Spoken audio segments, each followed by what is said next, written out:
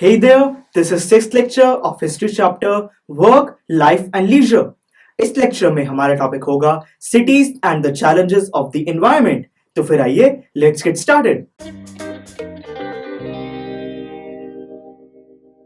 Students, जैसे जैसे cities develop होंगे, इंडस्ट्रीज सेटअप होंगी, तो एनवायरमेंटल इश्यूज तो राइज होंगे ही, जैसे कि ecological imbalance, dirt, pollution, smoke related illness. ये सब तो हमेशा रहेगा ही, पर इसको सॉल्व करने के लिए कुछ मेजर्स लिए जा सकते हैं।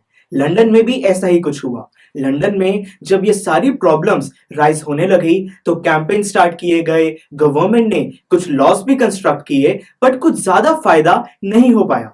सर, इंडियन सिटीज में एनवायरमेंटल इश्यूज की क्या सिचुएशन थी? इंडिया में अगर हम कैलकाटा का एग्जांपल लें, तो कैलकाटा में जैसे जैसे इंडस्ट्री सेटअप हुई, वहां पर एयर में स्मोक की concentration day by day increase होने लगी थी।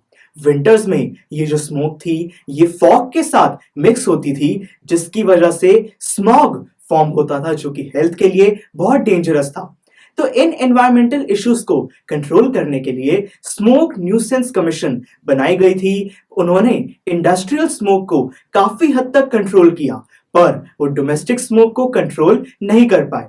तो गाइस, अभी तक हमने पढ़ा कि लंदन सिटी ने कैसे अर्बनाइज किया, जो बॉम्बे था वो कैसे डेवलप हुआ, और हमने कुछ एनवायरमेंटल इश्यूज को समझा। तो अब आप बताइए कि इस पूरे प्रोसेस से, यानी कि अर्बनाइजेशन से, आप क्या समझते हैं? सर, इससे हमें यह पता चलता है कि अर्बनाइजेशन के साथ साथ किसी भी सिटी में प्रॉब्लम्स तो बहुत सारी आती हैं, पर एक डेवलपिंग सिटी बहुत सारे लोगों के लिए अपॉर्चुनिटी होता है।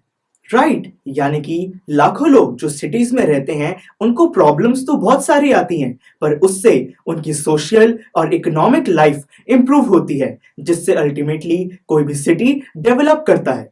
तो guys, this was all about this lecture. Next lecture में हम इस पूरे चैप्टर को शॉर्ट में रिवाइज करेंगे। Please like, share and subscribe to PU stack. To go to the next lecture, just click here. Thank you for your time and be happy.